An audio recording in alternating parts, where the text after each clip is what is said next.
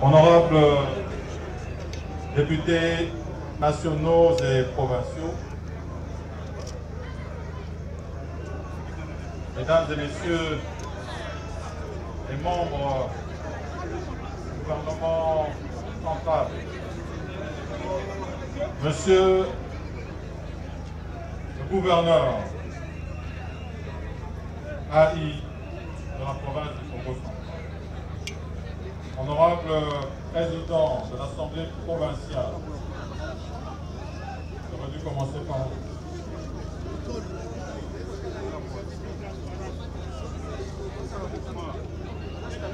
Honorable sénateur, honorable député provincial, Messieurs les membres du Conseil de sécurité de la province du Congo central, Messieurs les chefs coutumiers, Bana Kimpese, Bana Congo central, Mbote na Beto.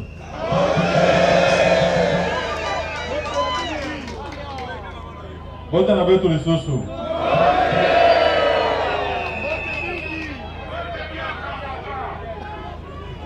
Mbote diaka.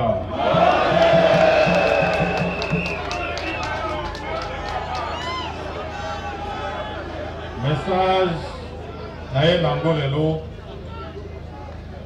c'est un message et à son Excellence Monsieur le Président de la République, son Excellence Félix Antoine Tshisekedi, Oyo Batunyoso Bazo Benga Fachi Beton.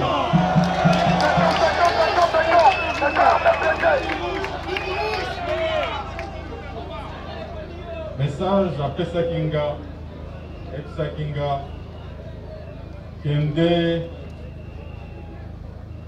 na Congo central,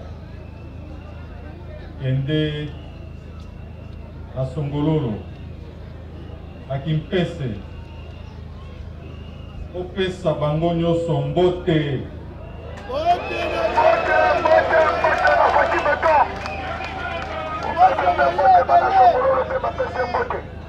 C'est comme si Bozo mon langa bien été.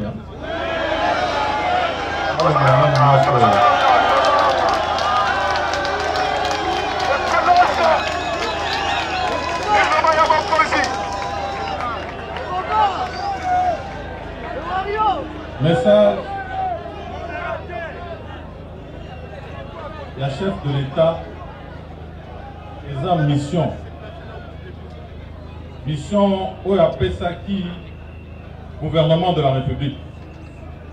Où ils ont dirigé par Ngamoko Sama Lukonde Kienge.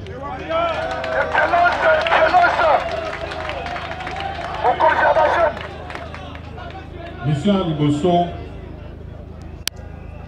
ils mission ya paix na sécurité na mboka na biso. Kimia na mokili. Yango omona kikuna na est po bitumba ezalaki ebele kuna totiaki état de siège. Mission mosusu eza na secteur ya santé po soki moto ezobela moyen ya kosala eza te te.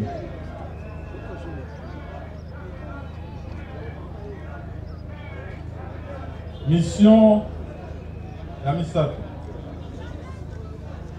eza na enseignement. Po soki bana na biso bazokende kelasi te, moyen totonga Congo lobi eza te. Parce que bana na biso de bakotonga Congo na biso. Na il faut bazala na formation ya malamu.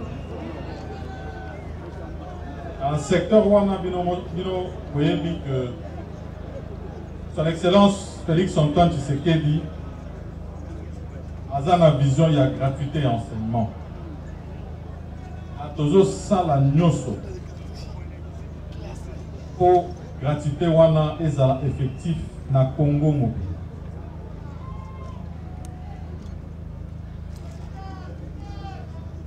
Ensuite, nous avons la mission, il y a développement, il y a biso. Développement et lobby, Otonga, Anzela, Otonga, la école, pour bana bakende classe, Otonga, ba hôpitaux, pour bato dans la possibilité d'avoir un soin de santé.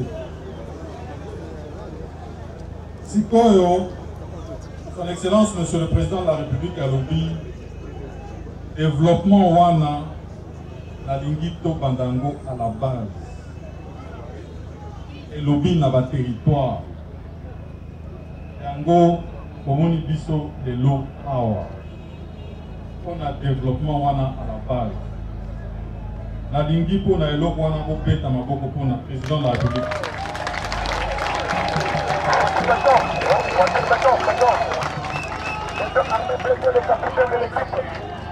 La lingi lisusu ko beta maboko pour na bino moko pour accueillir programme.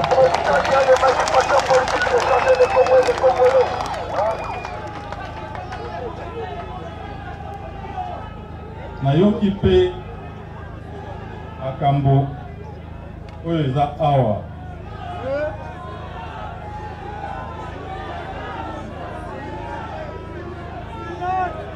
balobi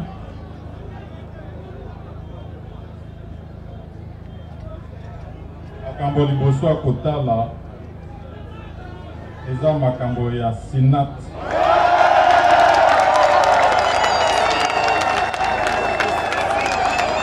Cimenterie nationale. Balobi makambo ya liboso eza makambo ya Sénat.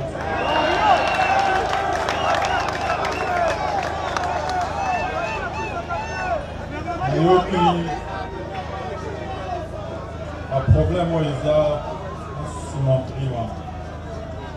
Un paiement est EBD.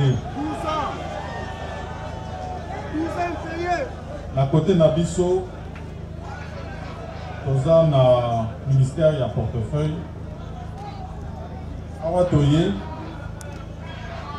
côté de ma Awate, pour qu'il y ait des matades, les lots n'a pas la compte.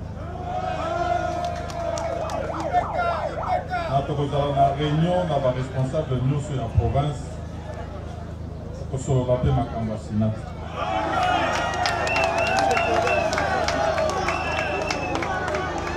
Ensuite, nous avons un problème, il y a insécurité. Dans le pays, sauf que tu as Boutou, Mobulu.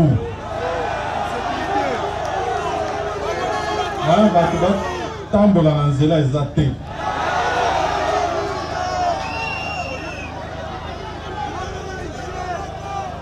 Donc responsabilité à gouvernement na biso pour bino moko boyoka ki gouverneur asengi effectif pe ya ba policier et mata.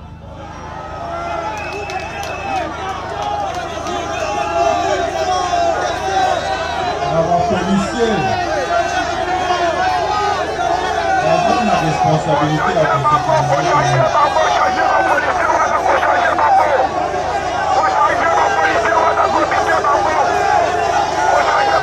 mutation.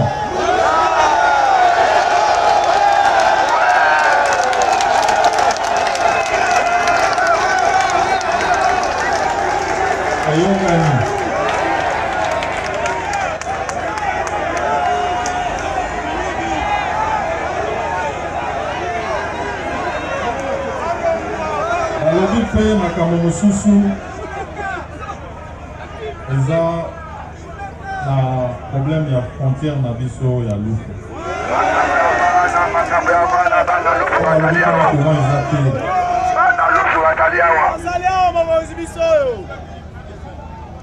Yango ezo favoriser fraude.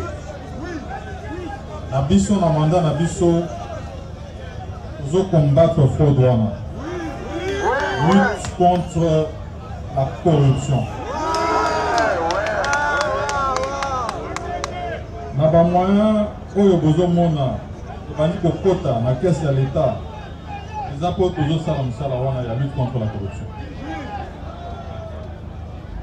Ko mbongo wana muke muke et bomoni to bandi programme de développement de 145 territoires dans le des missions, il y a des bossos. Pour les visite nanga officielle à la Congo central, pour profiter de la mission Oyo pour lancer les travaux au Boyokan.